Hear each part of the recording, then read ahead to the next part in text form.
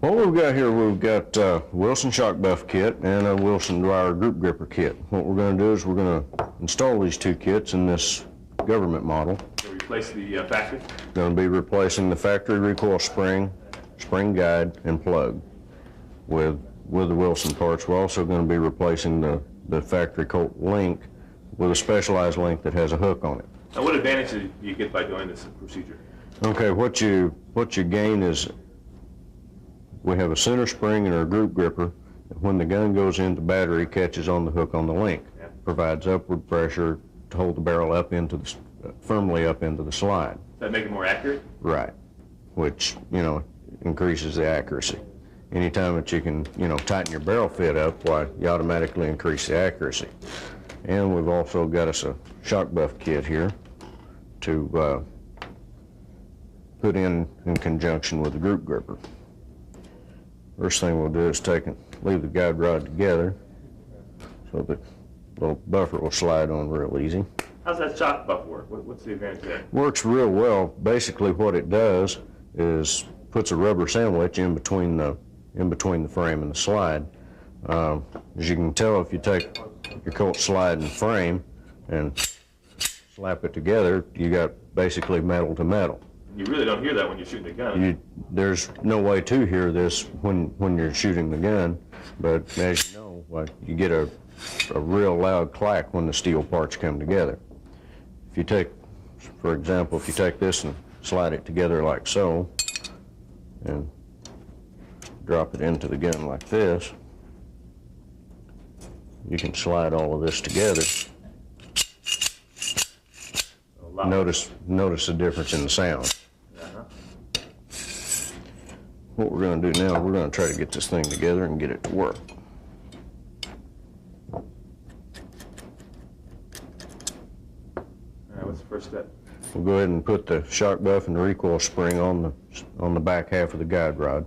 Notice it is a two-piece guide rod where you can take the front half off, and after we get our link changed, hopefully assemble the gun normally, just like a basic takedown and reassemble.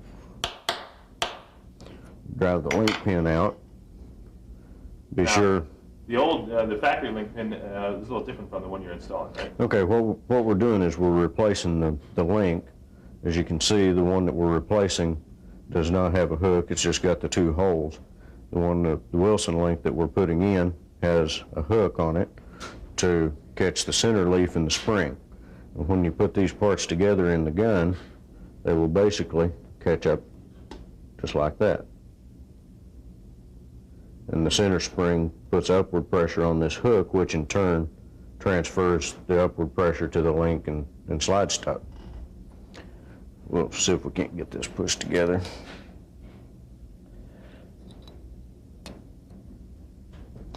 It seems to fit in there fairly easily. Is that normally the case? It varies from gun to gun. Some of your slide stop or some of your link pins will be very, very tight. Some of them will be, really loose, extremely loose. But as long as after the barrel and everything gets together, the link, can't go anywhere. Right. So how tight do you want that thing to be? the link or the link? It doesn't really matter, because once you get it in the frame, well, the link cannot move from side to side. So, you really don't have a whole lot of concern about it. Just be sure that if you've got a loose one, that you don't lose your link pin in the process of putting the parts together. Okay, so we've got our link in there, and what we're going to do is we're basically going to just do a normal assembly on this, and that's how we've got our parts here. Got our recoil spring on the spring guide. We'll slide this right up through here. Fold the link down like so. Slide it onto the frame. Get our link turned toward the front.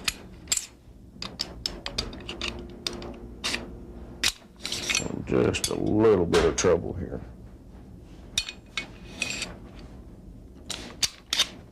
Okay, we'll put our slide stop in. Push the slide forward like so. At this point, it'd be a good idea to pick you up a pair of safety glasses, because we're going to put the spring plug in on top of the recoil spring, and sometimes they will get away. Take your bushing wrench, turn your bushing over the plug, lock the slide back, take the front half of the guide rod. The threads in the guide rod really should be degreased real good. We do not want you to put any Loctite or anything like that on the threads. Usually, finger tight them, and take your Allen wrench,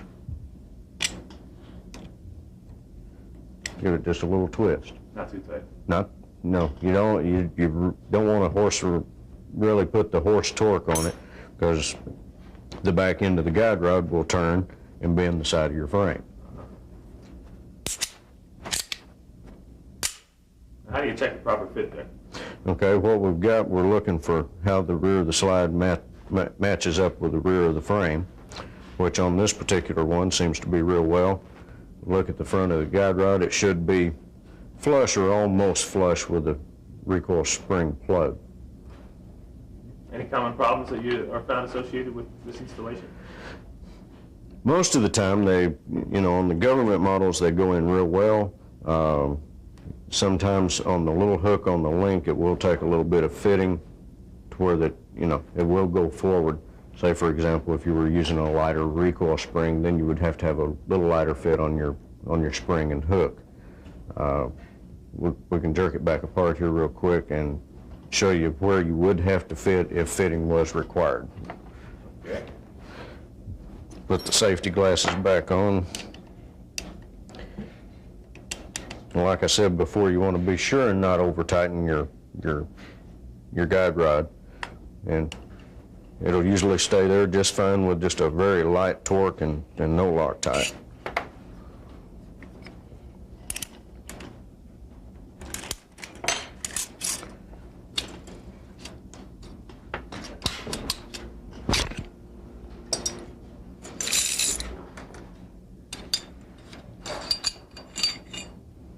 Now, there's a proper way that link goes in there too, right? Right. You always have to be sure and put the link in with the hook toward the muzzle of the barrel, which is on this side of the locking lugs. And if fitting was going to be needed, what you would want to do is set this in the vise and file on this 90-degree corner right here. You've got a 90-degree corner. In some cases, you would have to deepen it both directions, but most of the time, all you do is take it toward the smaller hole in the link. Just a little bit too, right? And just a little bit. It doesn't take very much, to go a long ways.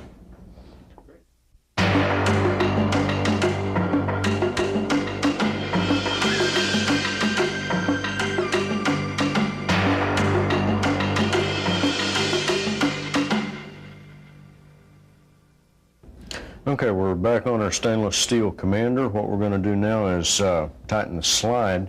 And what we're trying to accomplish there is basically removing the up and down play that's in the slide and the side to side play that's in the slide.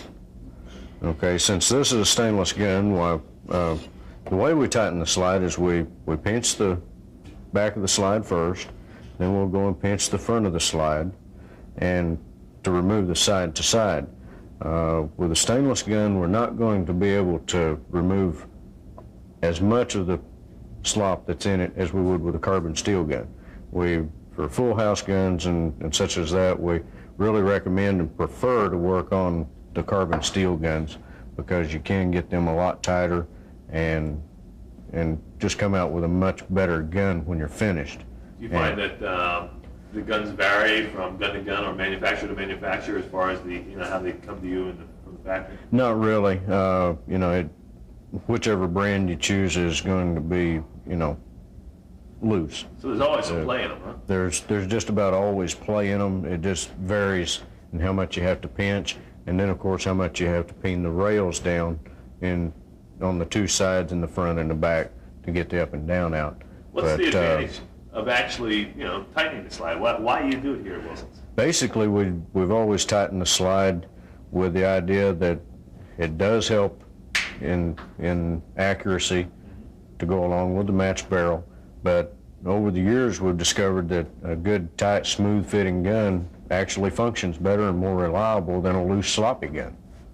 So From time to time, even I heard that it would, if it was loose, it would feed more different types of ammo.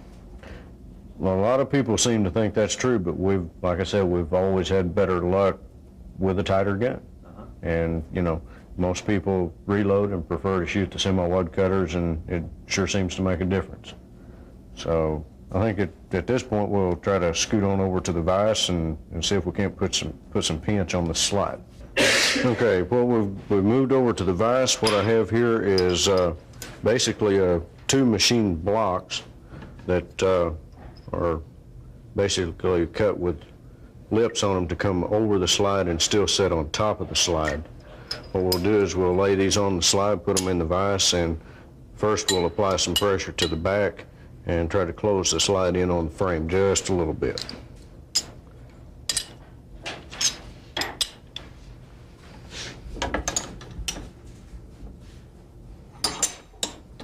And when you're doing this, it's very important to keep it nice and square in the vise. Then we'll come over and just a little bit of pressure on it. Just a little to start with. Check it on the frame and see what we've done. What are you looking for? Okay, at this point we've squeezed the slide just a little bit, but we can squeeze it some more. And you kind of have to work in the back check the back when you're working with the back to, kind of keep up with how much you've got and how much more you need to put on. The one point we might make here is it's very important not to over squeeze the slide, because if you do, especially on this weak side where the thumb safety cutout is, it's very easy to squish that and they will crack. It's very easy to over tighten them, and if you get it over tight, then you have to either spread it back out or remove material from the inside. So it's very important not to over squeeze it. So what you're trying to do is just a little bit at a time. Just a little bit at a time until Check it on the frame. until you get to where you want to be. So we're going to squeeze this one just a little bit more. And How much pressure are you applying to that vise when you go ahead? not a whole lot. You just kind of have to snug up on it. This is one of those things that it sure helps to have a lot of practice. Yeah, and you're kind of eyeballing it as you go? Just basically looking through there to make sure that everything is sitting square, where that nothing slips or falls, springs out of the vise.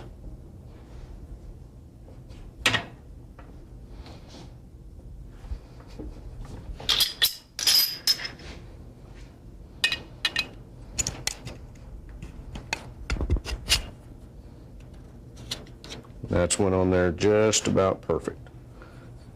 Okay, now what you're looking for is how much movement you have in the rear portion.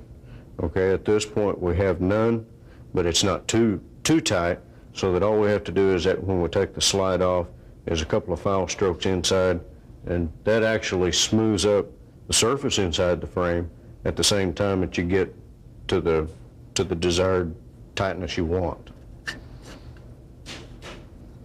Okay, so at this point we can take and come back, put the slide tightening blocks on the other end of the vise, or other end of the slide, and start working on that portion. And we'll do the same thing here, just not too much to start with. And we'll slide it back on the frame.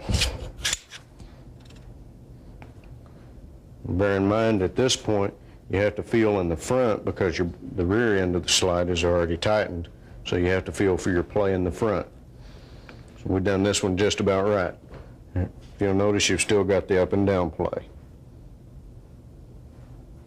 You can actually look at the groove between the apron and the slide and see what amount of up and down is still there. That'll pretty well wrap that up on the vise, and we'll move back over here to finish this little deal up. One other thing that we might mention here, just after we've pinch this slide is that is something that will vary from gun to gun and from the age of the gun, you know, from pre-70 series to 70 series to 80 series is, especially during the 70 series models, you seem to have a lot of variance in slide hardness. On occasion, you'll find like an older slide that has maybe a purple cast to the bluing that will be really hard, and you might pinch it a little bit and it not bend it at all. And at that point, well, then you have to work entirely with the frame, because you really don't want to risk breaking the slide, especially on one of the older guns, because they're basically impossible to replace with the same vintage of slide. Well, I guess additionally, because they're so hard, they're kind of brittle. Right. And, you know, if it doesn't bend a little bit to start with, you might want to be extra careful and might even approach it another way. Okay. And at this point, we'll kind of get back on this, and I think we're going to take just a little bit of material off of the inside of. Now you're coming off of not the groove, but the whole rail itself, right? The whole rail itself that actually fits in the groove on the slide. This is the portion that we've pinched in to take the side to side out. Right.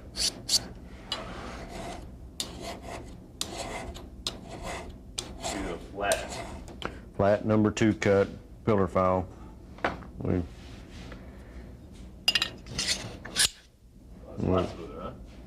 got that just about where we want it. Just very gently push it in there, and still has virtually no side to side. But bear in mind also that this is a stainless gun, and it does have to have just a little bit of side to side play in the slide, because the stainless steel will gall up if it gets too tight. I think we'll leave that alone for just a little bit and see if we can't peen the rails down on this little guy. The rails down, what are you doing? You're tapping them down? Okay, for that, what we're going to do is we're going to use this small ball peen hammer, and preferably with a polished face. Try to keep the face of a slide tightening hammer, you know, really smooth. Makes it a lot easier to clean up the top of the rails when you're finished. Right. So you'll do that just right there on your knee like that, huh? Yep, just like this.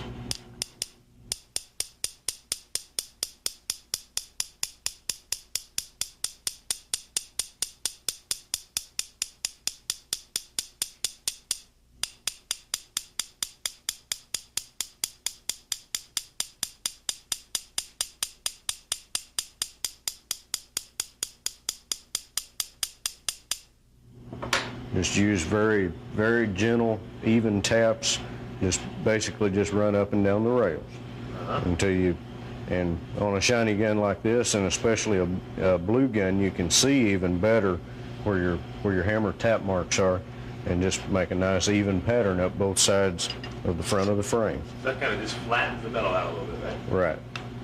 Brings it down, and at the same time, it also usually pushes out a little curl on the top edge. And in some cases, you may need to use that, Curl. where that it actually spreads the frame apart by actually displaces metal to the sides. Right. Now to check that, what are you doing there? Okay, we'll just put it back on the frame and wiggle the front of the slide up and down, and then you can also come to the rear and just lift it up and down like so. We've still got considerable amount of play in the front and the back, so we're going to work on both of them this time.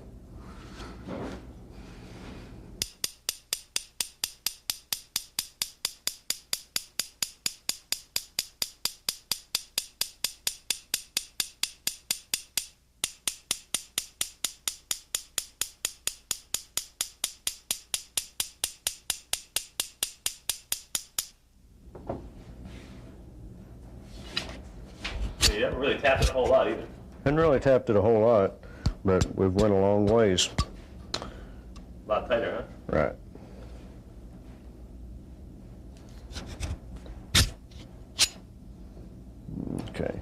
Then we'll check the sides of this to see if we're getting any wear marks where we've actually displaced the material.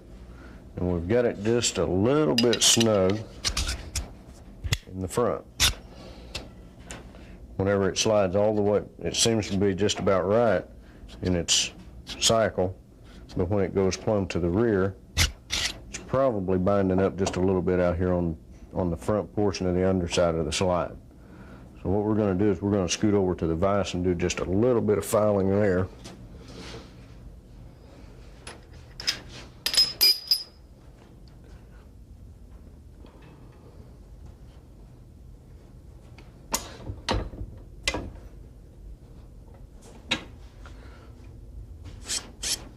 What do you have there? What I've got here is a number 0 cut. It's a little coarser pillar file, and we're going to work these flats on both sides of the slide apron. We're going to pull them down just a little bit to make sure that they're not rubbing on the frame apron.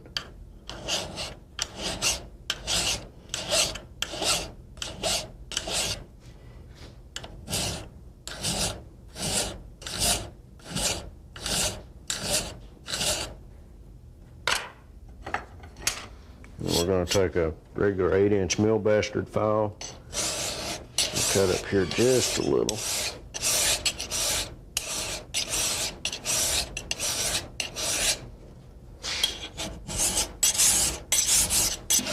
Okay, after we've come back from the vise, while we were over there, we removed just a little bit of material here on the front of the slide to remove the tightness that was coming from back in this area, which is not there anymore. So we're going to call this one good. It's still got just a little bit of play, but you know, it's very reasonable for a stainless gun. Okay. So, and one other thing that we might do is after you're finished or before you start, taking around these nasty little Colt machine marks off here just a little bit, because sometimes they will bind in the front curve of the slide rails, which is very simple, makes it look good, but doesn't really take any time at all to do. Just knock that edge off. Huh? Right.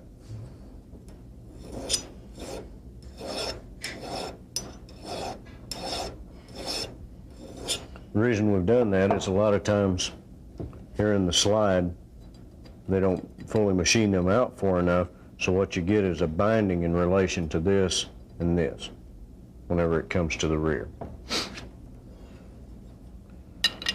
So we'll call that good, and we'll move on to the next step, which I think we're going to put this Wilson 45 stainless mesh grade barrel in this little Commander, which should do all kinds of wonders for its accuracy. What we've got is Wilson barrel, 416 stainless, got a real nice clean broached bore. Just does wonders for leading such as that, and accuracy to go along with it. A few other things that we've done with this in manufacturing it, we've added extra material to the width to make the hood wider. Those two areas have to be fit. The length of the barrel hood has to be fit. There's extra material in this rear locking lug, and when you fit these, you'll be working in this area around here. The reason that we've done that is because there's so much variance from slide to slide, and even in firing pin hole location in the breech face. So what we've done here, whenever you start fitting barrels, you'll find that no two are alike. Right. And what this does is it gives us material to work with in order to get everything positioned in the slide where we want it. In addition to that, after you get a little further into the process and you get these two areas fit, then step onto the lower locking lugs, which you fit to the slide stop, and as soon as you get that done, why, you're pretty much finished with that. What we're going to do is we're going to get us an old Colt bushing that fits real loose on the barrel for fitting the rear of the barrel. Of course, you get absolutely no binding out there at all, where you know where you're working back here. First thing we're going to do is take and bevel a few edges on this just to get started. Work on this just a little bit.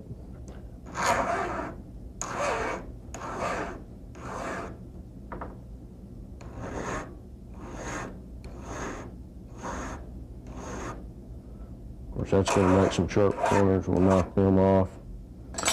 And we'll take our wide pillar file, the fine cut. Just a little bevel on those.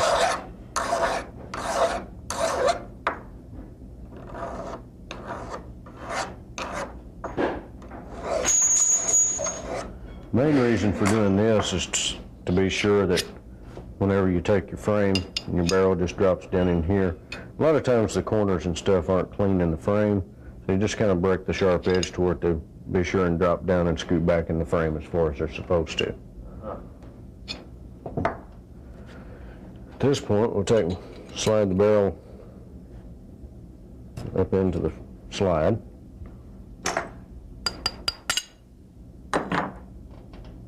Put on our loose fitting bushing. Drop this on the frame. Scoot the barrel back in the frame. Slowly close the slide on the barrel and holding the barrel to the rear. Bring the breech face up, and you may be able to see right through there and catch some daylight and be able to tell which side of the barrel hood is going to need to be fitted. You know, you actually have to remove some material to get the width down to where it'll slide up into the breech face.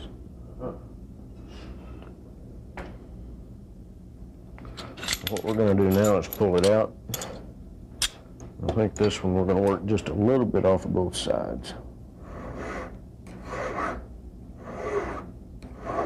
You're just cutting that right now. Right. Press coming a little, go slow a little bit at a time. Real slow and a little bit at a time. Because it's always easier to cut more off than it is to put it back on after it's cut off.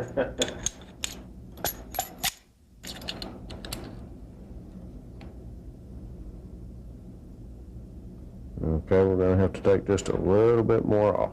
What are you looking for there? The fit? Again? Okay, what we're looking for here is not necessarily a light tight fit, but it's better if you can keep the light out of it. What we're trying to do is hold the barrel in its operating position in the frame, Right. which keeps it where it's supposed to be side to side. At the same time, you're pushing the rear of the slide up, and you want your barrel hood to slide right into the gap for the. Now, it's not fitting right now, right? It's not fitting right now. When we get it cut down to where that it fits, it'll slide on shut, Okay. or slide on forward. We're a long ways from going shut. You don't want it to be too loose, Right. but you need it to be comfortable, right?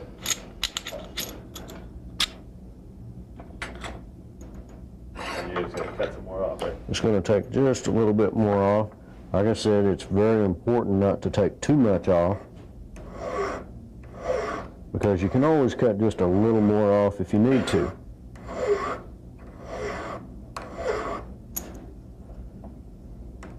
So the slide really wouldn't even close at this point. Right. It won't even get close to going into the battery position.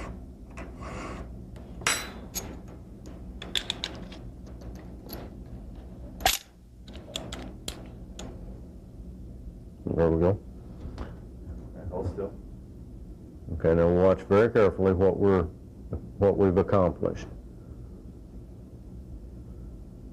The back of the barrel hood has now come up against the breech face, And you really haven't taken a whole lot off. and haven't removed a whole lot of material. And this, like many other things, varies from gun to gun. In some circumstances, the material might come off of one side only, Uh-huh. or it might come off of the opposite side. Right. Or, in this example, we've had to take material off of both sides. It's a matter of eyeballing it and see Right. which side looks. Right. And the only way that you can really tell which side it needs to come off of is to position it in the frame and hold it back in the frame seat and slowly push your slide up until you can see the daylight through the frame and the slide. See which side needs to come and you can see which side needs to be trimmed.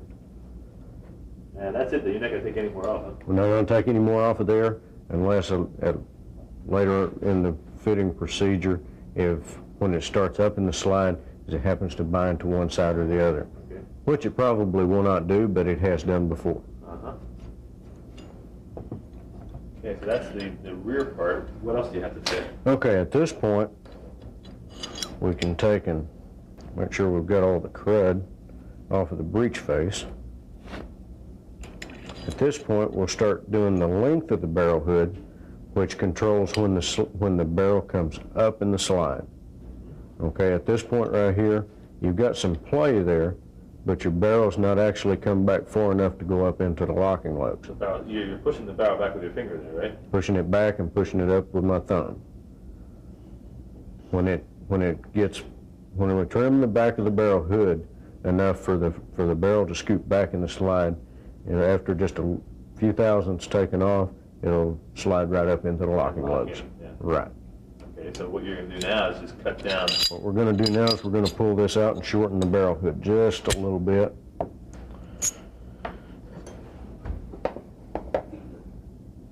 Using the wide number 2 pillar file again. And I guess it's real important to keep that square. Right. Very important to keep this square.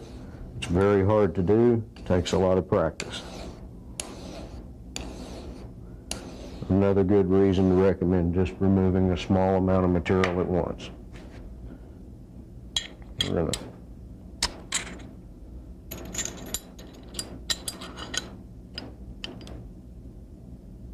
Okay, we've still got quite a ways to go. Another thing that I might mention is, for example, on this is a very current gun.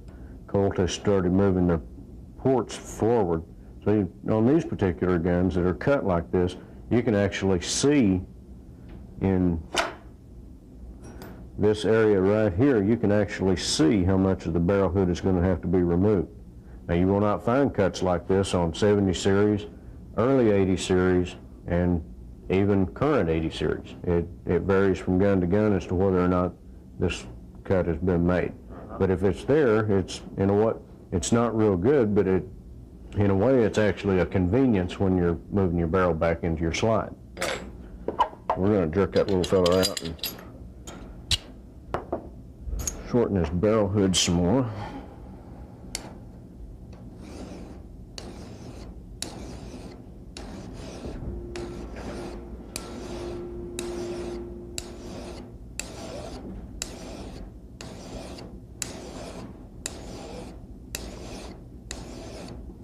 Just removing a small amount of material at a time.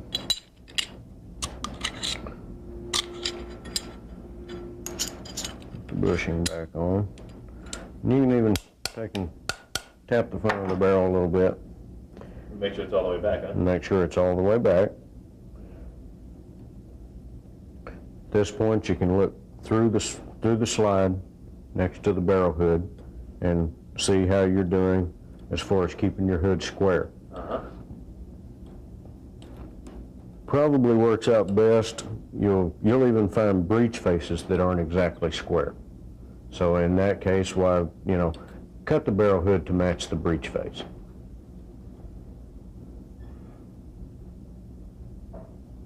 You really can't see any light through that because it's still good and square. Good. Good. Is it fitting in there? Did it fit? Not yet. We've still got just a little bit more material to remove. But you see every time it gets a little closer, right? Right. Okay, what we're trying to do is we need to lay the slide up here with the barrel. Yeah. What we're trying to do is take and drop this lug and this lug in the front of this one into these grooves on top of the barrel. Right. So then this groove right here fits into this one here. Right. This groove here will go up into this groove right here. The rear groove in the slide will drop into this groove on the slide. Right. And that's what you can see through that. Right. Through the ejection port. Right. And you saw just a piece of that. Right. Actually, what you're seeing through the ejection port is this portion right here. Discoloration, right? Yeah. Okay. What you're seeing up here is in relation to this right here. you know you have to bring it back just a little bit more. Right.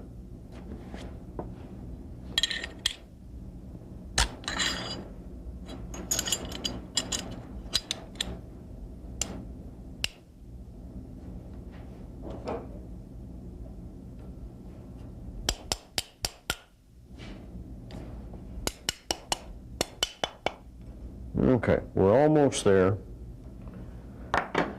What we've done now is we've cut enough off of this to where that we have been able to tap that up into place with the plastic mallet. Okay, it's still going to take some more because you really can't keep tapping it up in with the plastic mallet. That's not really So reliable. it's not really reliable. We're still just pretty snug, but we are getting in the ballpark. Okay. And this is also an excellent time to start watching for the wear marks on one side of the barrel hood or the other, in case you've got it out of square.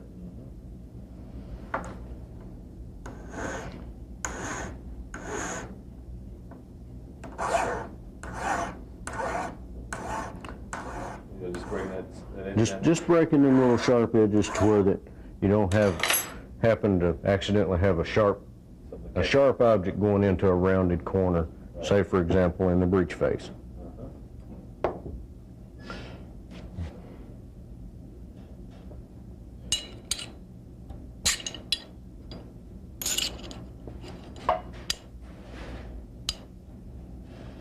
Okay, in that instance, the little sharp corners, binding up in the corners was pretty much what was holding it up. And we've got our barrel hood just a little bit out of square, and it needs to be come back just a little bit farther. So this time we're going to work off of the side that was contacting the breech face.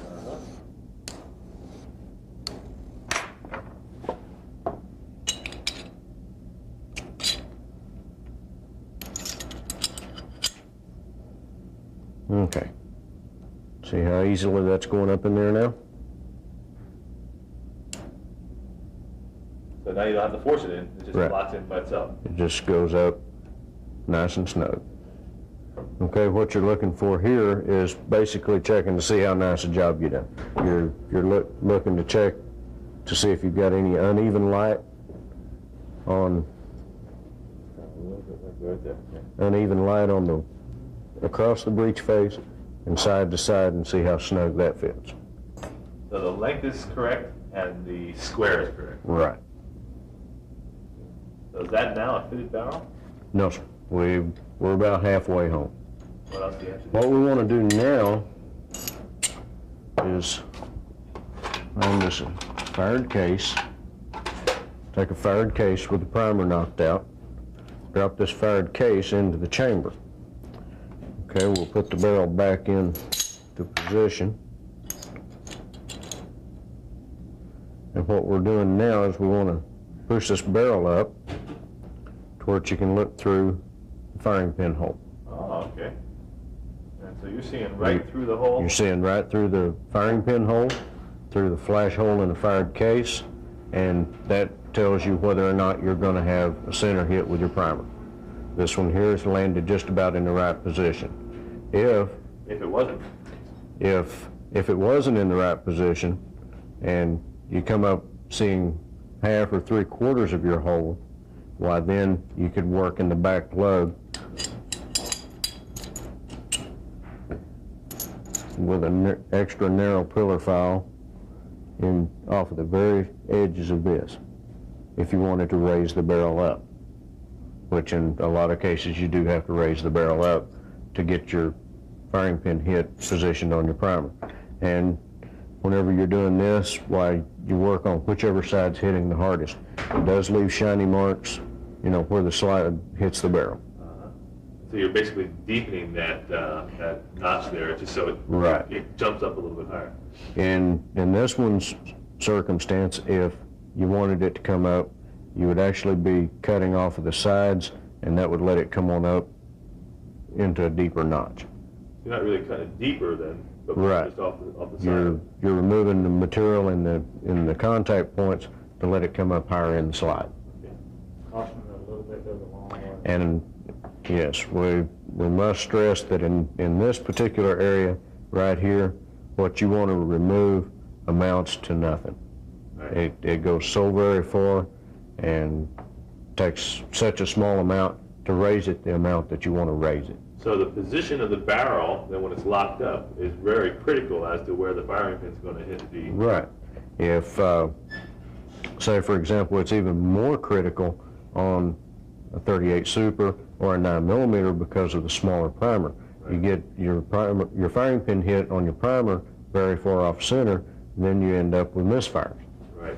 which results in an unreliable gun, and it's directly related to where the barrel is positioned in the slide. And that's related to where these notches is falling away. Right. And, you know, on our barrels, we've tried extra hard to make sure that these barrels are compatible with just almost anything you could think of to put them in, 1911 style autos. Okay, the next step, what we would want to do, put this back in here like so, slide assembly on the frame, slide the barrel back in the seat, screw up a slide stop,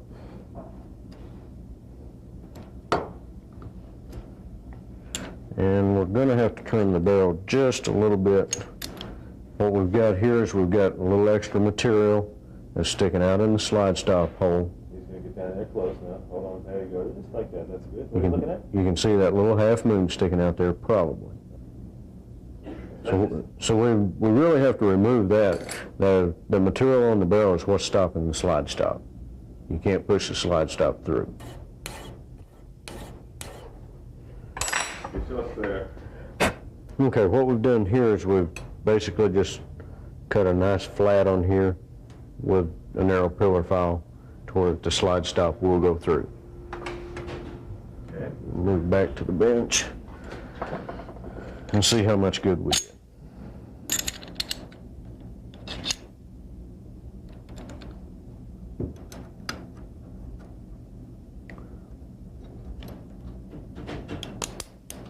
And if you're not sure if you cut that angle just exactly right, you can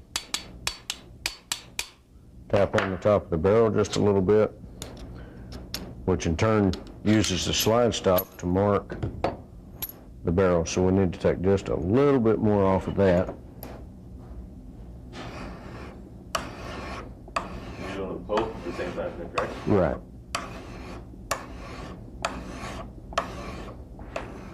I'm just removing a little bit of material at once.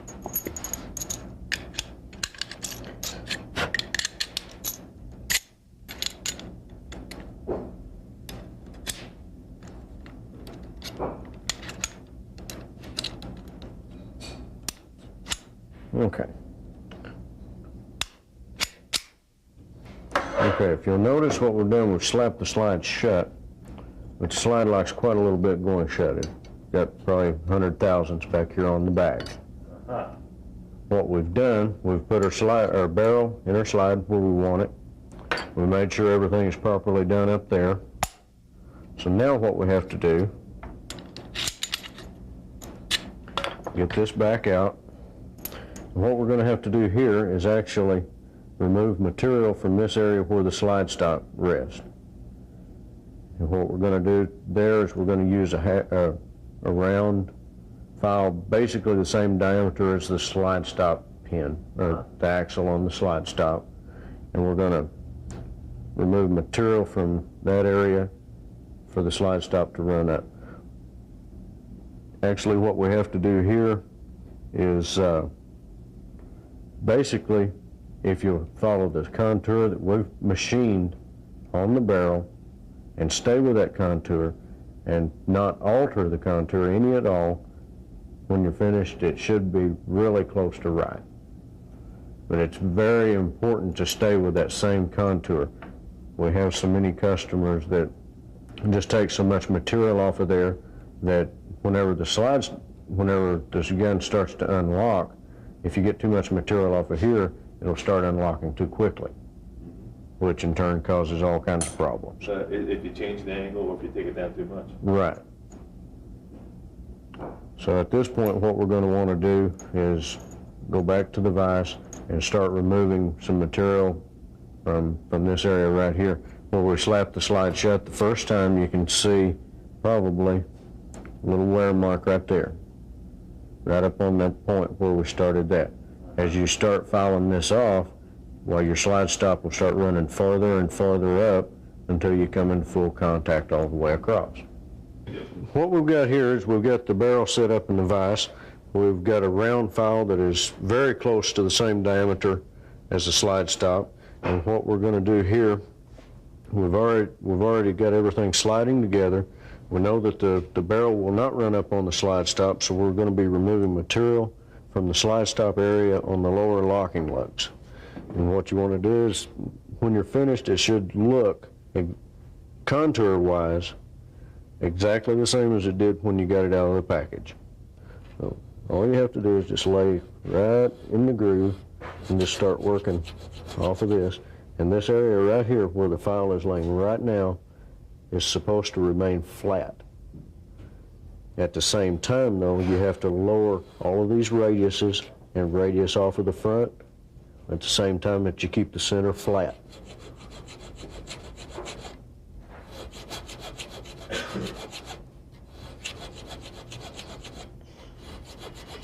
This first time we're basically just removing the tool marks.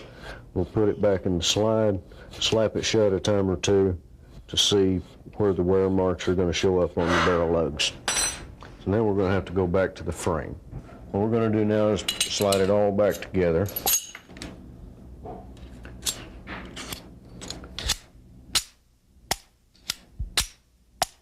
What are you doing? Just basically slapping it shut on the fresh cut lugs, and what that should tell us is if both sides are hitting evenly or not. Both sides are hitting. One side is hitting a lot heavier than the other, and it's very, very important not to remove too much material at once. Just slap it shut and, see what kind of wear mark you get, and file that little wear mark off and make it nice and even. Don't remove too much material at once. It's very important to not overcut, especially in this area right here where the slide stop, or where the link starts to roll the slide stop over to the front edge, because you need to keep all of this material here that is possible to keep there to keep it from unlocking too quickly. So what we're going to have to do now is go back to the vise and do a little more cutting right here and keeping this radius for the slide stop to land in after it runs back this flat right here.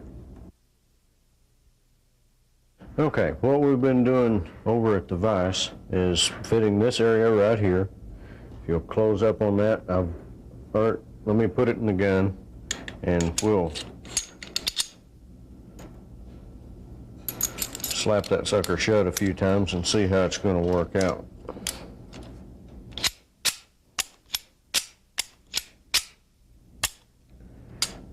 Okay, we've got it to where you can gently push it completely shut. Your slide's going completely forward, even with the frame. Let's have a look at our lugs and see what they look like.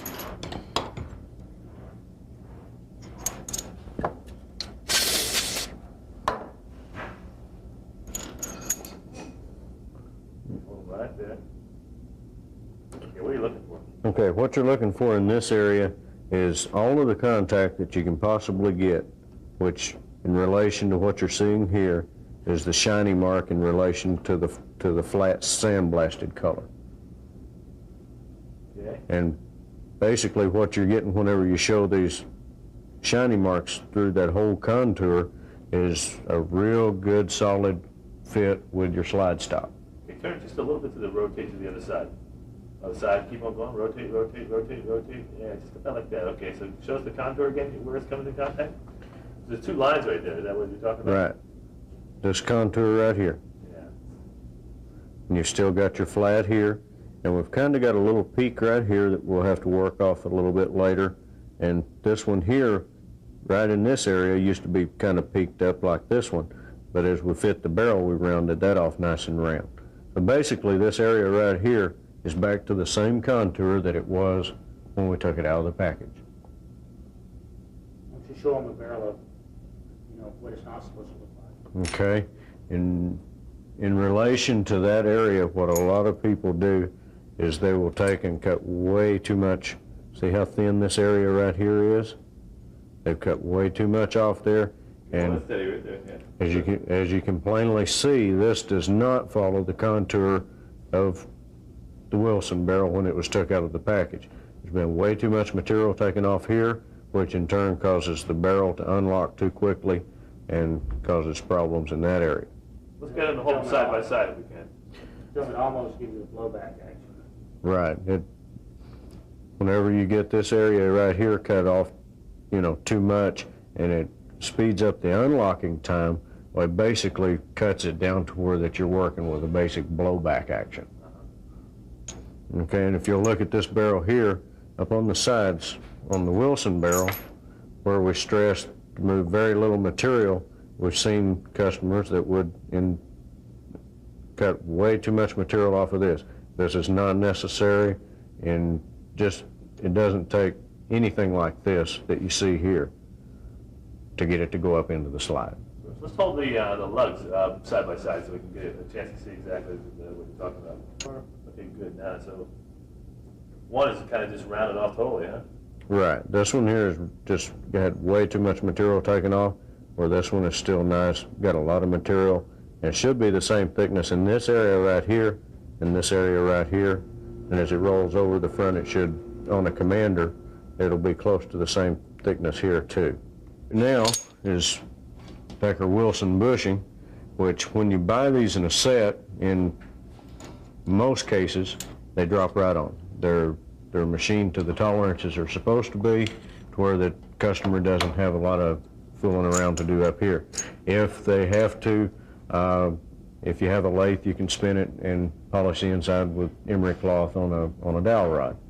But as far as fitting, there's very little fitting to be done out here. You do have to have it loose enough for the barrel to pivot up and down in the rear. At the same time, you really want no sloppy, you really don't want to be able to move this any out on the muzzle of the barrel. We'll put this together and see how it works.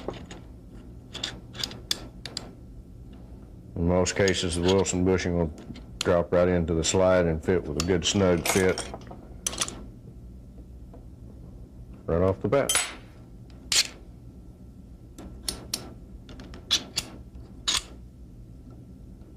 Very good.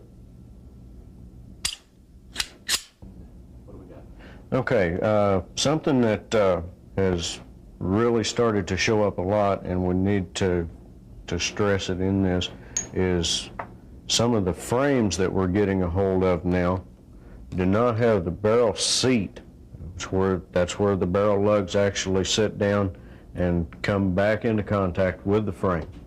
What we're ending up with in a lot of cases on that is when a frame is properly machined,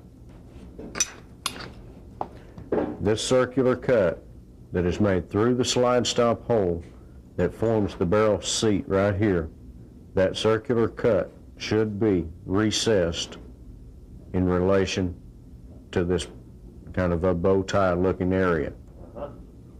Okay, and if it's properly cut, you should be able to take something like this and actually hook under it. It should be recessed some, if not quite a bit. Okay, for example, on this frame here, this one here needs to be machined deeper in this area because you can see, can you see the shiny marks? Sure. Those shiny marks that we're pointing at, them actually need to be machined out, and that area needs to be recessed toward that the barrel contacts in the upper portion of the frame seat, where the barrel sits in the frame. So shiny marks are coming from the barrel. And you can tell by looking at the shiny marks, and these shiny marks may be anywhere from the center all the way down here to the bottom. And those shiny marks are made from the lower portion of the barrel lugs hitting where they're not supposed to. When you look at these two barrels, the silver frame, or the stainless steel frame that is cut properly, the seat will hit in the upper area of these lugs. If it, Magic mark it though so we can tell. right. The black portion is the area that should be hit by the frame, and on this barrel here, you should not be contacting the frame down here. What it does is when it hits down here, it actually forms a cam action that puts so much pressure on the lower portion of the lugs that it will actually just rip the lugs right off of the barrel. So you've seen it break it. Right. All right. And if the frame is not, I would seriously doubt if it matters who made the barrel or what the circumstances are, it'll shear them off right across there. So again, the solution to that is to make sure you machine that out Right. back there. Make sure that it is machined, or go ahead and machine it yourself. Just a little bit though, right? It's just a little bit, but it's very important that it be recessed as it is in this one. If you do have a frame that needs to be machined, the 4-fluted extra long cutter that we sell for installing the 38 Super supported ramp barrels works just excellent for going in and cutting those reliefs also. And as a matter of fact, if done very carefully, you can do it in a mill, but as small of an amount of material it has to be removed here, you can use a good sized power drill. Oh, really? Just put the frame into a vise and... And very carefully run it up in there until you contact the back side of the seat. Okay, what we've got here, we've got our barrel fit in the barrel hood area. The upper locking lugs, the bushing is fit, the lower locking lugs are fit. Now what we need to complete this project is a barrel link. What we're going to do is pull the link pin from the Colt barrel, and then we're going to take our calipers and we're going to measure this area right here. Okay. And hold on. The close up, Jack. And he's gonna, that's perfect. Okay, now what are you looking for? Okay, what we're looking for here is the measurement from the outside of the hole to the slide stop bearing surface. Okay, that one's going about 87. We'll check the other side and come up with virtually the same, which is good. Okay, then what you want to do is we sell the link kit. They're numbered 1 through 5. The number 3 link is basically identical to a Colt link in hole spacing. So what we're going to do here is we're going to take and modify this link because it's so very close to what we need that, you know, it's best not to elongate the holes too much. In this area, this one here's got to come out just a few thousandths because of the smaller distance from the outside of the hole to the slide stop bearing surface. So what we're going to do is we're going to elongate this hole just a little bit to keep from having to remove extra material from the lugs to where you still get your slide stop rotation over the lugs. What we've got here is we're going to stick a round file in the larger hole and cut out the lower side toward the small hole. We need just a few thousandths taken out of there, and we're going to do that right now. And using a file, right? Right. Just a little bit at a time. If you don't take out enough to start with, you can always go back and take out just a little bit more.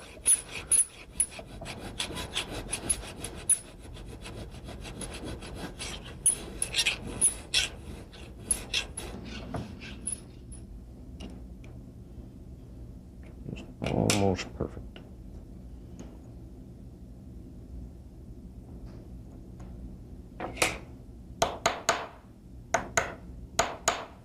Now, what are you looking for as far as the fit there? What makes it right?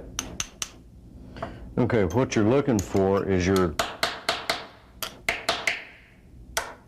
what you'll be wanting is for your slide stop to run true in your link, stay on the barrel lugs, and get no interference from the link.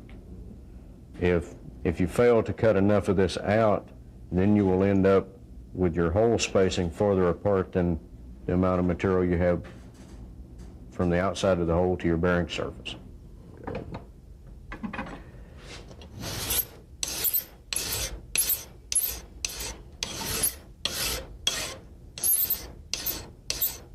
So what are you doing now? What we're doing now is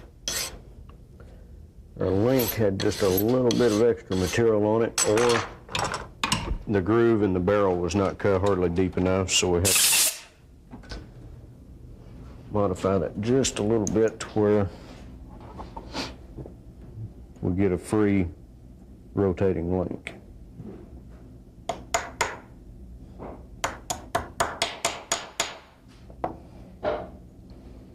And when it's fit properly, it should rotate like that. You should be able to stick your slide stop in it, get a rotation over this, like so, and when your slide stop should stay down on the locking lugs of the barrel without any interference from the link. So this contact is what you're looking for. Right. And then it should also be able to rotate off of the front. If we start at this point right here and push it back, it stays on that flat and actually comes back into the curve. That area right there remains flat. And as it starts to rotate over, I mentioned before, we still had this little point here. We will have to take that off because it will not get a full rotation. It goes to right there and stops. So we've got just a little more filing to do right there in that area, and then we'll be pretty much finished up with this.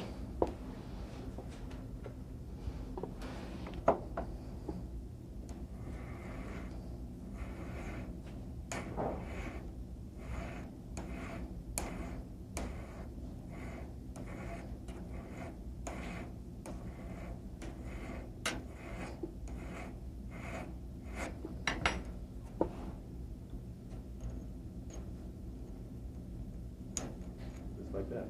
Just like that. Yeah, it's in contact the whole way. That's what you're looking for, right? Should be. And one other point, though, is you say contact all the way. It really, the contact that it makes down here is not that critical. Where it's critical for accuracy is in this area right here.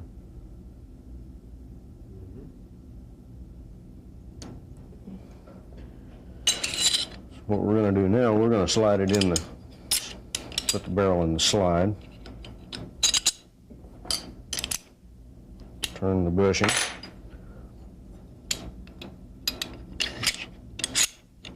Slide on. Slide stop in. And you should get a nice smooth operating slide and barrel assembly like so. Seems like we've got that just about where we want it.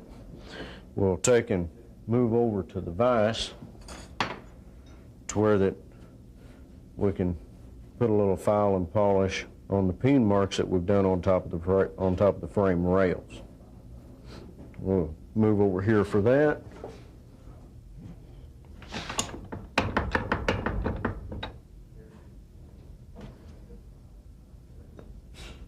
With the little rubber vise jaws to where we don't scuff anything up.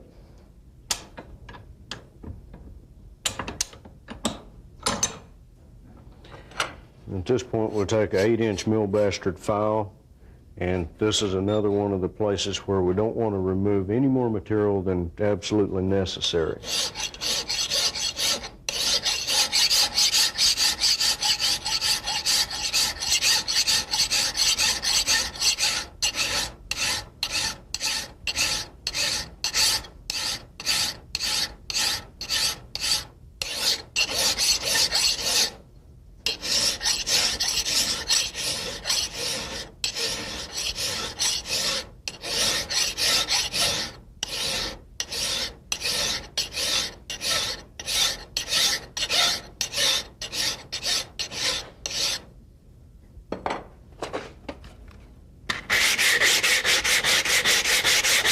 All this is just a hand sander with a little bit of sandpaper on it.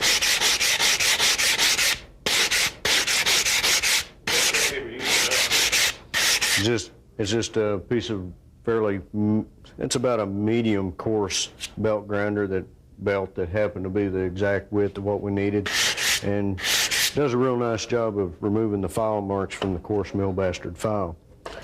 And after you do that, well, you can go to a finer stick.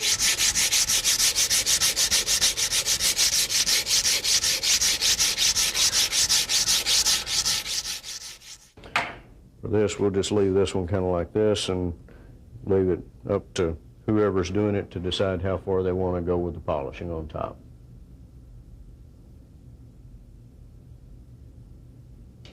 Good, then from there, it's basically done. And, From there, the slide tightening is basically finished and ready to start putting the barrel in. Great.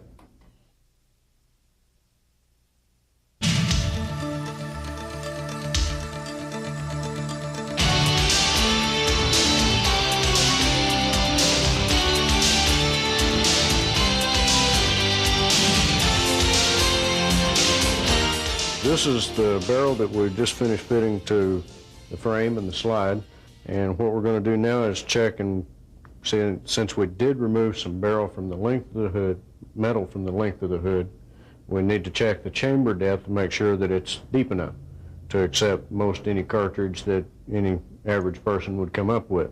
What we have is, this particular one is a brand new commercial cartridge that drops down into the chamber like so, and it does not go flush or slightly below the length of the barrel hood. It should be at least flush and a little bit below if possible. So what we're going to do is, since this one is not, we're going to put it in a vise and show you how to ream it out to where that it will drop to the proper level.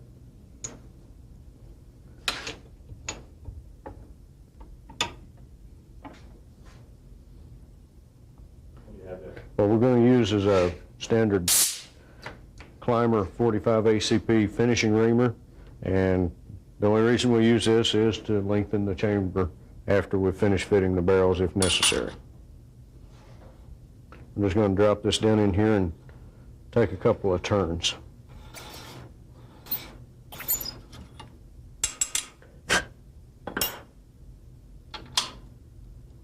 Those reamers are very sharp and cut very quick. At that point, we've already come down almost flush. So we'll take a couple more turns out.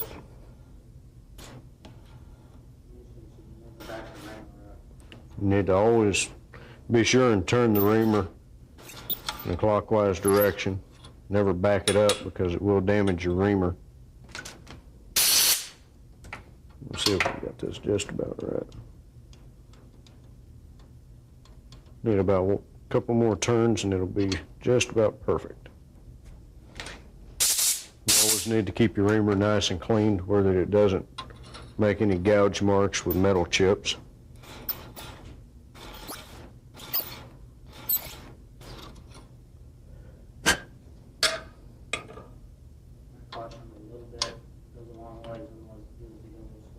And the reamer is very sharp, and just a little bit goes a long ways, and with that we're already finished with this. As you can see, get a pointer here. As you can see, the cartridge does set just ever so slightly below the level of the hood. And this is what we're looking for, with the cartridge setting just barely below flush of the hood. Okay, problem with what we have here is getting pretty close to the last portion of 38 Super barrel fitting job. What you have on this barrel is an unmodified feed ramp. Notice you've got the flats here, and when you drop a cartridge in this particular chamber, the top of the feed ramp comes way back into the extractor groove. Whenever the feed ramp is properly cut on this, the top should go up to the front edge of the extractor groove, which is right here.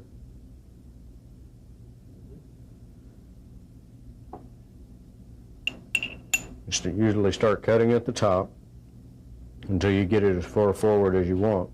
Then we start cutting on the bottom until it sticks out into the mag well, approximately the thickness of a magazine tube into the mag well. After we get this cut, then we'll take and level it out nice and flat to where the cartridge can have a real nice slide to go up into the chamber. What are you cutting with? Usually cut it with a 1/2-inch sanding drum from Dremel. Those come in medium and coarse grit, and usually start out with a coarse grit to where you can, really move some material, because they're, as you can see when you set the barrels up side by side, there's quite a lot of material that has to be removed from this feed ramp in relation to this one. The way they come from the factory or from your out of your bag, they have a little bit of extra. Right, they have plenty of extra material here, and that just needs to be cut to match the cartridge when it sets in the chamber, and what's left at the bottom of the feed ramp in the frame. Well, how's that related to the frame? Okay, this one here hangs well over into the feed ramp, like so. This one here, you can get a shot of this, just barely hangs over in the feed ramp. Approximately the thickness of a magazine tube. And so the object is for you to match those up. Right.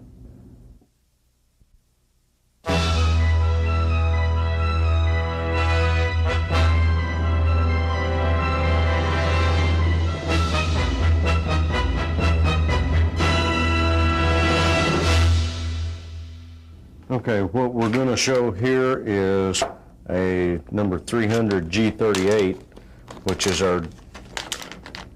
it's a fitted barrel that uses a bushing compensator. Basically, the barrel fitting procedures is the same as described in previous portions of the film.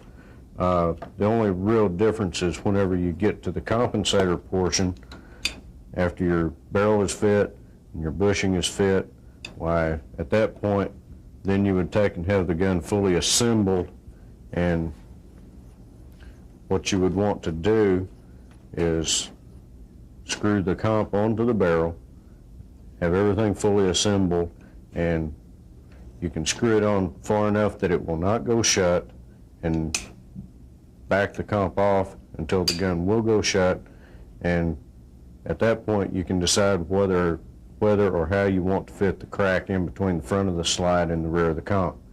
If you choose to have a closer fit, you screw it on an extra turn till the gun will not go shut, and at that point, while you start working off of the back of the comp with 8-inch mill bastard file, and you have to put a little bit of an angle on that, approximately 1 to 1.5 degrees, to compensate for the back of the barrel coming up.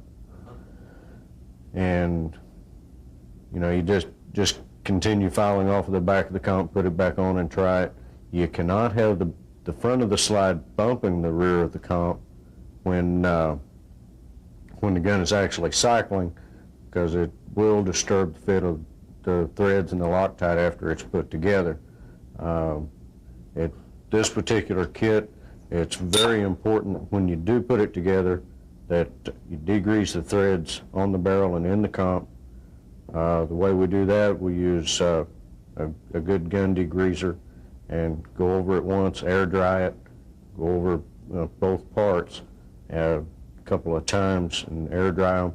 Most of the gun degreasers, when you spray them on, they get cold, and they will condense moisture, and even that little small amount of moisture will keep the Loctite from sticking. So you really have to have that absolutely sterile when you get ready to glue them together. Now, when you talk about taking down off the back of the comp, that's basically just filing it down when you stick it. Right. Just set your comp up in the vise, muzzle down, and just work off of the back of the comp like so. You can use a narrower file, or personally I prefer an 8-inch mill bastard so that you can remove the material a little quicker. If you were looking at it like this, you would favor the downward side on your angle just a little bit. That's grossly exaggerated as far as the angle, but that would be the direction you'd want to file. Pull your hand back and show that again. You would want to file more off of the lower side. Side lowest to the ground. Right. Because when the barrel goes into battery, it tips the front end of the comp down and the back end up. the lower back end up. So you have to make compensations to where it will not bump into the front of the slide. Okay, one other thing that we might mention is that after you get the back of the comp fit to the front of the slide, you get everything degreased really well and get your Loctite applied.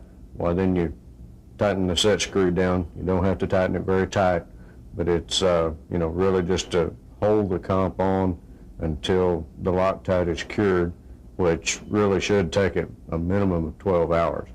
You should try to let it set at least 12 hours to make sure that the Loctite is really cured up real solid.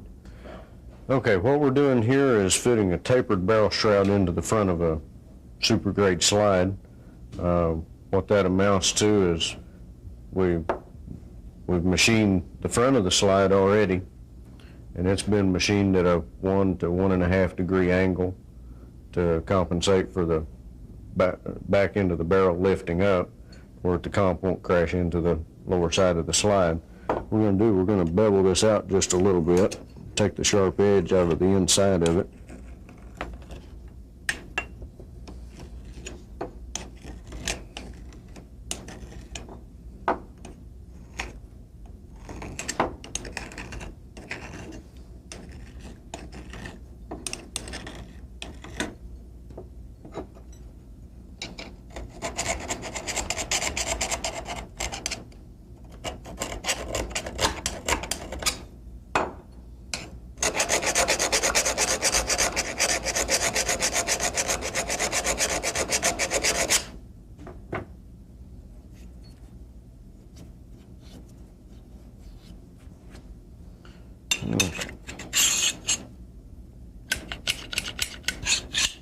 What are you feeling from there?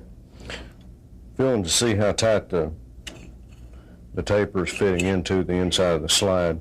What we're going to have to do, we're going to have to trim the barrel hood just a little bit so that it'll slide on back in the breech face, which, as we've mentioned before, has to be done with the barrel sitting on the frame.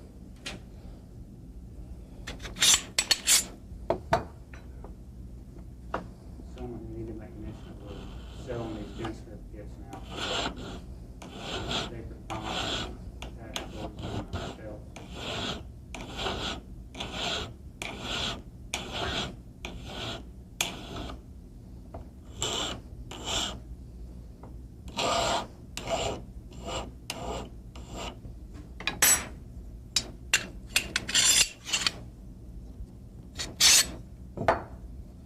Okay, now that that's started in there, we'll tap it back just a little ways.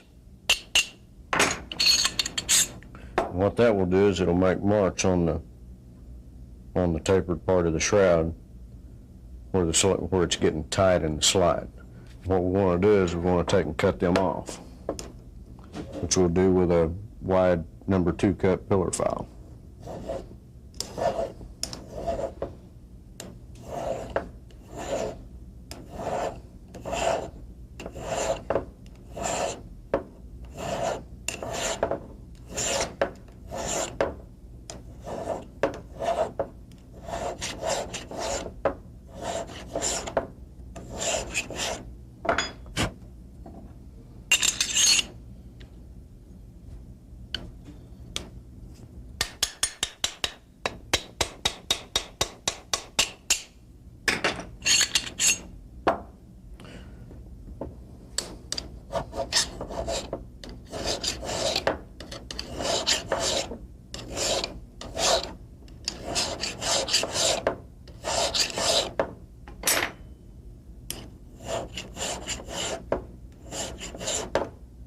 So here again, you're just doing a little trial and error, just to take it. Right.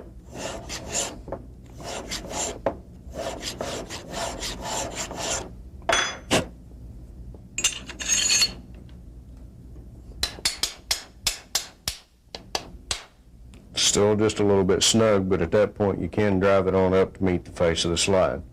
You can also at that time look in and check the length of the barrel hood against the breech face. Hold on right there. Let's look at it real quick.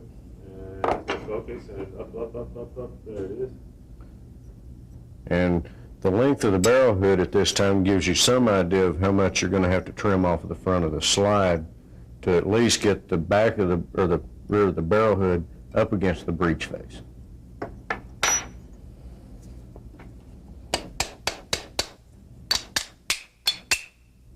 Okay, we've got the tapered part of this barrel fit to the inside of the slide. It is coming up against the front of the slide. So what we're going to have to do now is take and trim some off the front of the slide to allow the barrel to go back just a little bit farther to allow it to go up into the battery position. This would probably be a good time to explain just a little bit about this application applying to the tactical barrel that we sell and also the officer's model stealth barrel. Now, fitting all three of these barrels is basically the same, with the exception of you're working with a double taper on the officer's model. In some cases, you'll have to do basically the same thing in some areas on behind this step up. This has a step in it right here, and some slides will come in contact with the back behind this step. But other than this, all it needs is a clearance. The main fitting is done out here toward the front of the slide, toward that you get a good snug fit in the slide to, help relate to the accuracy. And then, of course, we leave this extra long toward that you'll basically have a handle for handling the barrel and putting in the slide, fitting the barrel and everything. After all your barrel fitting and everything is done, then we'll take and chuck this up in the lathe and trim it off to where that it has a length approximately like this. Measures about 100 thousandths. We'll do the same thing on the tactical special. It's identical to what we've just done here. And there again, we'll leave the front end on it as basically as a handle. And after the barrel fitting and everything is done, as you can see, there's no ports or anything in this or this one.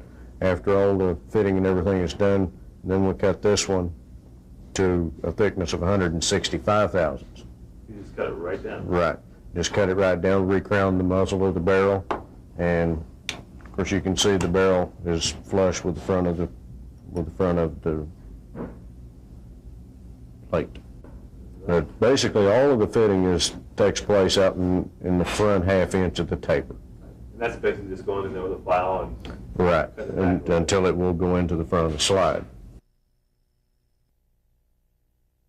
Okay, to basically finish up the tapered barrels that we are now offering for sale to experienced gunsmiths, we really would recommend that these be put in by people who've worked with this type of stuff before. They're really pretty tricky to work with. Someone who's never fit a barrel before shouldn't really try one of these. This is the basic guide rod system that goes with the compensator systems. We're going to put this back together, and would recommend that you pick up a pair of glasses to put this thing back together, because sometimes they do get away. Do that real quick. Okay, and then the one that goes with the little officer's model barrel is a short two-piece guide rod that uses a much shorter reverse spring guide plug than the government type. Each of these recoil systems does require that the slide have a machining cut done on the back of the apron. 70 thousandths has to be machined off at the back of the apron in this area right here. We'll do this one here in just a minute, show you just exactly what and how. And one other thing on the two-piece guide rod for the officer's model, basically just put it together as normal using the rear half, and of course we went to a regular sized recoil spring and basically just assemble it in a normal fashion using the reverse plug and put everything in from the rear, and the last thing you do is install the front half of the guide rod with the slide lock back. Okay, what we're going to do now, we're going to move over to the vise. We've pretty much got our tapered shroud fit into the front of our slide where it goes in easily, but what we're going to have to do is face off the front of the slide to allow the barrel to scoot further back in the slide to go up into the battery position. As soon as we do that, we'll be pretty much finished with this and ready to send it on into a barrel fitting position. So what we're going to do is set it up in the vise.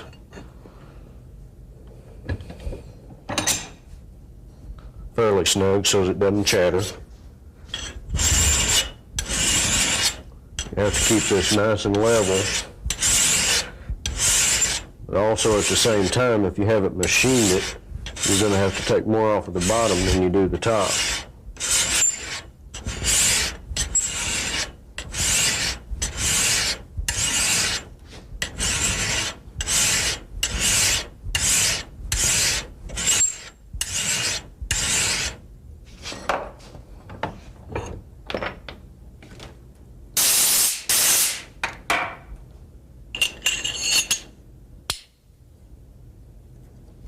What are you looking for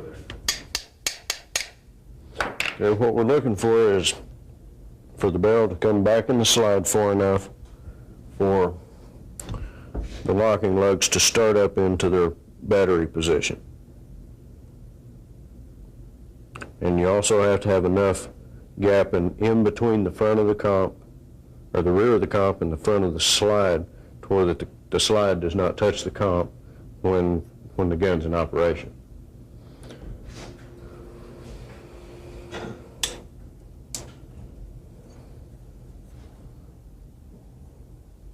We need just a little bit more gap and we'll call this good.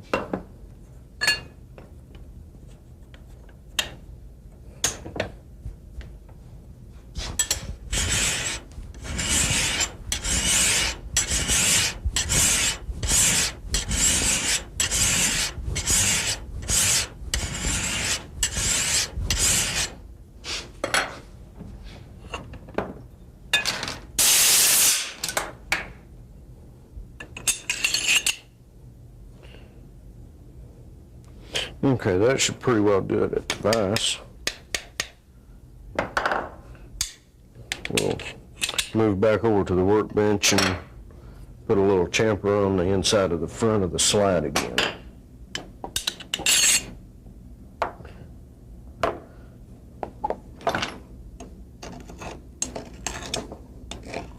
You're just kind of cutting off the edge. Just cutting off the sharp edge of this, just inside, so that, you know, it won't bind into any, say, rounded corner or something like that. Gives a little room for trash, you know, to where it doesn't bind up in the front.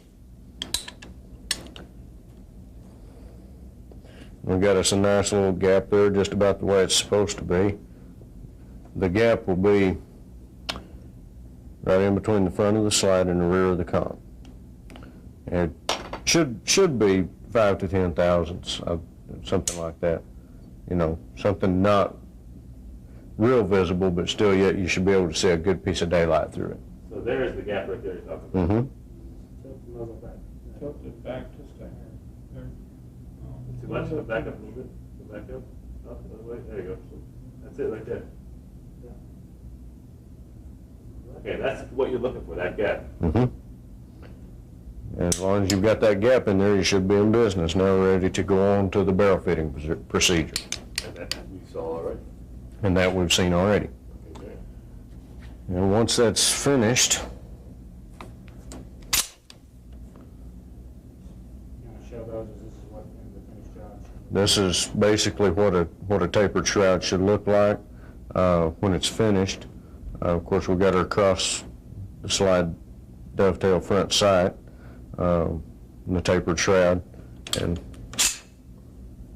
should have a nice little gap in there, just like we've showed.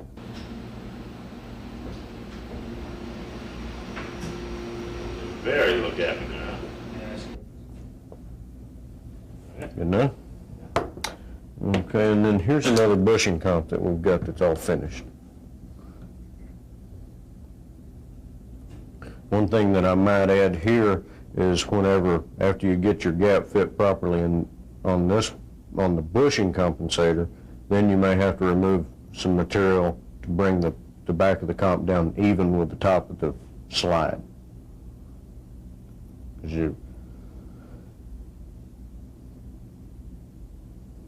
But there again, this is a bushing compensator, and the front sight is already on it, so you can't really plane it all down on the same line. This here is also a gun that has been shot quite a bit, and as we rotate this slowly, the shiny marks will be showing you the wear patterns and how much more contact area you get than if you were using a bushing.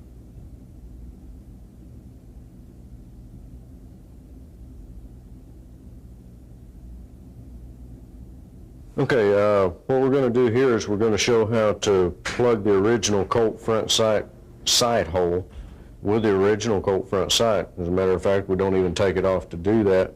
What we're going to do is we're going to set it up here in the vise. Actually take and file about 2/3 of it away.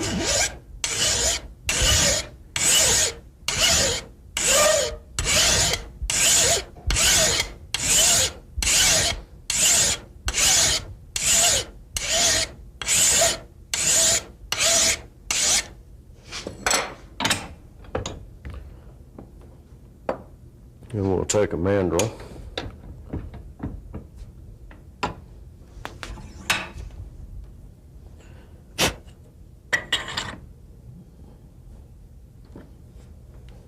We'll just take a polished ball peen hammer and just peen this out until it's nearly all gone.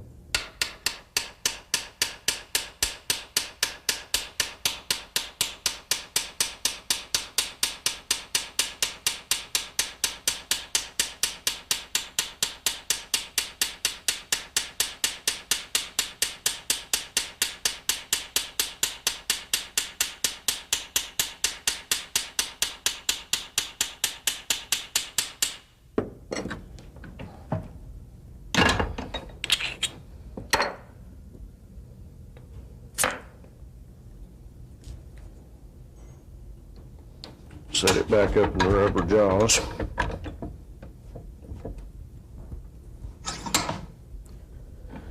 And then just take dirt and start dressing this off until we come down to the original material of the slide.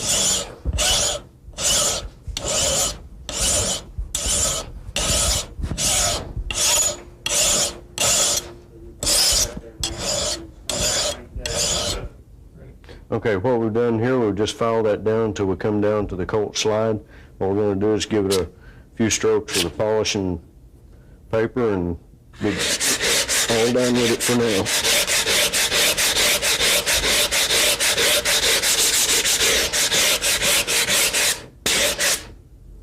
If by chance that the Colt slide you happen to be working on has a great big flat where the front sight sits, then you have to file down to that flat to get rid of all of that flat, and sometimes you'll have to run it on a government halfway back or all the way back to the ejection port to get it to contour out the way it should. That can, at that point, it could be sandblasted and re-blued or metalloyed, or, you know, sent to the machinist for serrations on the slide top.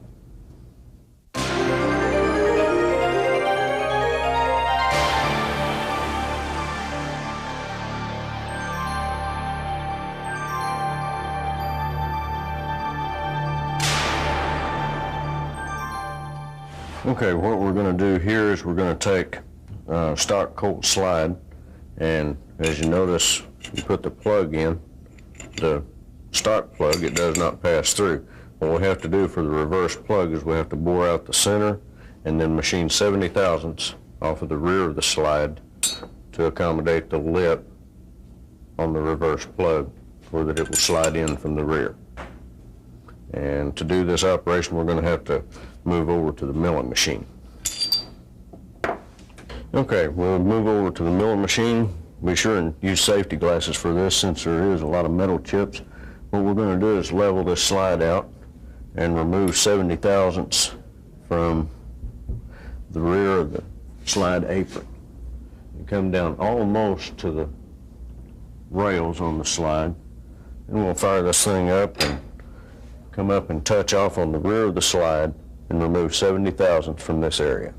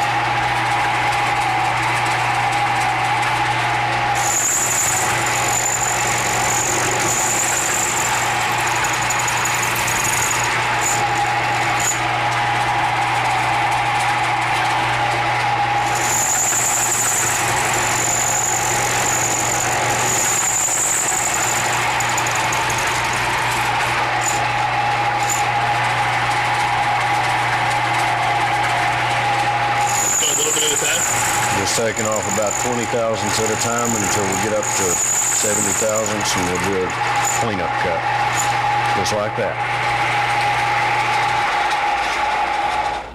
Finished with that, we'll be moving over to the vise to finish it up. Okay, what we've got here, we've finished our 70 thousandths machine cut. If you'll notice that this particular area right here, we'll show this over here, is about twice as thick as this front area. There's a shelf inside that has to be removed in order for the reverse plug to slide through the rear. That's what we're going to do in the vise right now. What kind of tool are you using for that? Okay, what we're going to use for that is basically just a sharp-pointed half-inch end mill that we'll use to rough that out, and then we'll finish it up with a reamer. Use the padded vise jaws so we don't disfigure anything.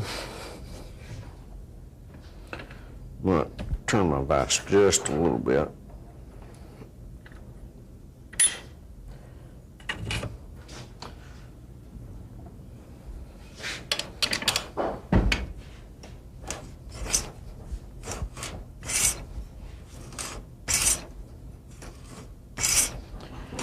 Takes just a second to get this out.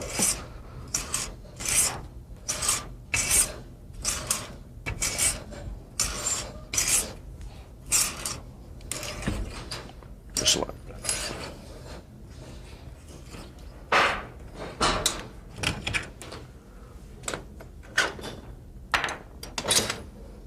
And now what do you do? Just clean it up? Now we're going to clean that cut up with this finishing reamer. The half-inch cutter will make that just a little bit rough. We'll kind of lift this reamer up so that we'll be sure and cut out all of that pre-existing ledge that was in there.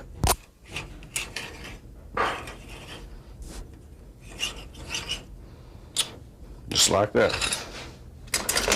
With a little deburring, that should be ready to put a reverse plug through the slide. We'll have to go over to the bench to do that. Okay, what we're going to do now after we've finished reaming the center of this out, we're going to take our machinist scraper again, put a nice bevel edge on the inside.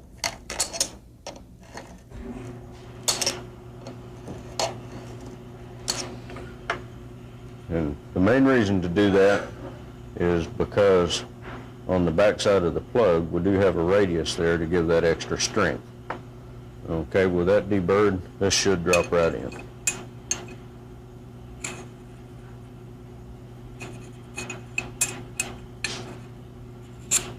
Just like so. Now, do you want it to be kind of snug like that? They usually turn out fairly snug to where they don't have any play in them. But and then you have to, another thing, when you're assembling the gun, it's very, very important to be sure that it aligns properly. And after the gun is assembled and shut before you shoot, you should always check and make sure that your plug is flush with the front of the slide. If it happens to be, if this little plug happens to get turned and is sitting recessed in the slide like this, it will come back here and shear the ear off of the one side or the other of the plug. So if you'll always check and make sure that your plug is flush with the front of your slide before you shoot, it will last forever. Now, the action of that plug in there, basically, when the gun's cycling, is it slides back and slides forward, right? That's Right. The plug slides backwards on the guide rod with the slide. The slide and the plug go at the same time.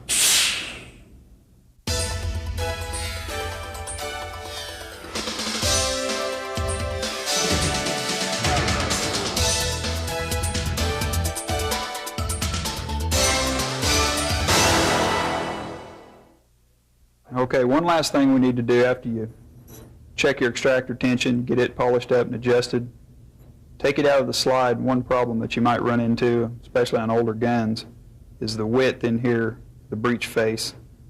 One thing you want to do, take your extractor out and get a new factory case and put it in there. Make sure that there's enough clearance in there side to side. How much is enough? What we need to have in there is at least 20 thousandths. I'm talking side to side this way.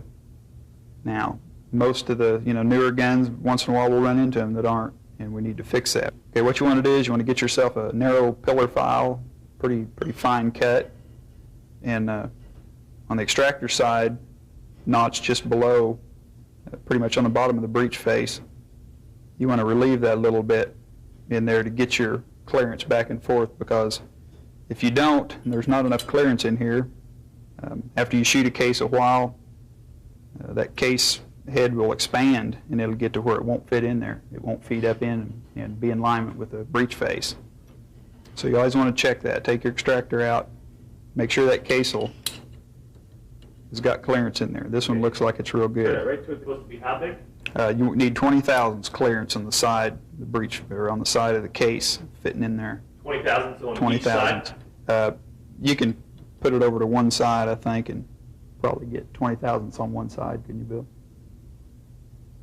Okay. And if you've got 20 thousandths in there, you should be okay for, if that case head starts to expand a little bit just after reloading and shooting it a lot, should be just fine. But if you have to take it down, you want to take it off the Right. extractor side. You want to take it off the extractor side. If I can get it right here. Right in there on that flat right there. A lot of times sometimes on a 38 Super, it'll have a little ledge right there on the opposite side we're talking now.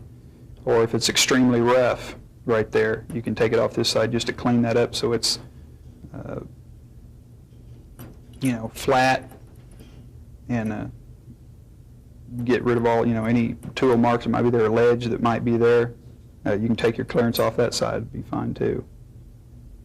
But that's real important that you have that clearance in there. After you fire a case a few times, it won't fit anymore. It'll get up underneath the extractor, even with the proper tension, it probably won't fit. It won't feed in and snap up underneath there. So that's one thing you definitely want to check after or before you polish and adjust your extractor.